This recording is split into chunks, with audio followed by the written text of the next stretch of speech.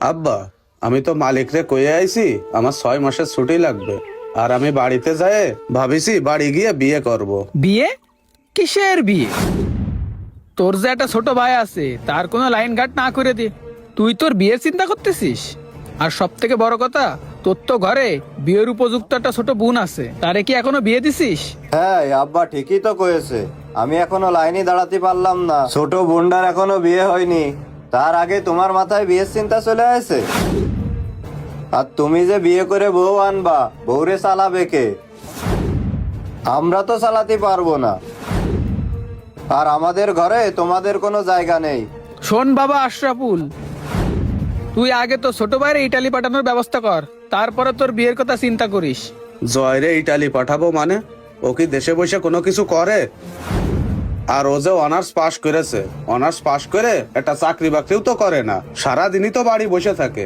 আর প্রত্যেকটা মাসের খরচ ওই বিদেশতে আমারই তো পাঠানো লাগে। আর বোনের যে বিয়ে দিতে হবে ওই চিন্তা তো আমার মাথায় আছে। ও তো শুধু তোমার মেয়ে না, আমার বোনও। আর ওই চিন্তা করেই আমি ওই বিদেশ থেকে বাড়িতে আইছি। তাহলে তোমরা কেন এখন আমার সাথে এই ধরনের নাটক করতেছো? নাটক মানে? কিসের নাটক? আগে তুমি আমার ইতালি পাঠাবা, তারপরে তোমার বিয়ের ব্যবস্থা হবে। এই সংসারটা যে কি জিনিস সেটা কোনো কিছু বুঝে ওঠার আগেই তোমরা আমারে বিদেশ পাঠাই দিছাও। সেই কথা বলতে গেলেই তো এখন তোমাদের গায়ে লাগে।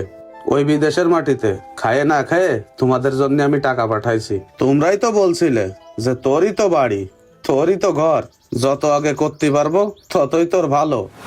আব্বা, যখন আমাদের টিনের ঘর ছিল তখন তো তুমি খুব কইতে যে তোর বোনডারে বিয়ে দিতে হবে। আর সবচেয়ে বড় কথা, তুই আসছে আমার বড় ছেলে, তোর জন্য যদি ভালো একটা সম্বন্ধ দেখতে চাই তারাও তো বলবে যে ভালো একটা ঘরের কথা। ওই বিদেশের মাটিতে আমার ডিউটি টাইমের থেকেও অতিরিক্ত ওভার টাইম করে আমি তোমাদের জন্য টাকা পাঠাইছি। আর এখন আমি দেশে আসার পরে বলতিছো এই বাড়ি আমার না? শোন আশরাফুল, তুই তো আমার বড় ছেলে, তুই তো আল্লাহর রহমতে একটা লাইনে উঠে গেছিস।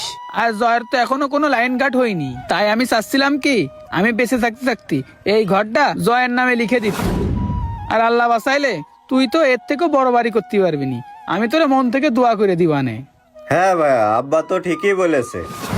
শোনো, তুমি বিদেশ থেকে যখন চলে আসো তখন 6 মাস না, তুমি 10-12 দিন থাকো, তারপরে বিদেশ চলে যায় নে। আর বিদেশ যাওয়ার পরে বোনের বিয়ের জন্য কটা টাকা পয়সা পাঠায় নে। আর তুমি চিন্তা করে না, আমি ইতালি যাই তোমার বিয়ে ধুমধাম করে করাবো। আর ইতালিতে কি কম টাকা? 3-4 লাখ টাকা বেতন। আর তোর বিয়েতে আমরা 8-10টা গরু মারে সারা গ্রাম খাওয়াই দেবো। আমার বড় ভাইয়ের বিয়ে বলে কথা, আমাকে একটা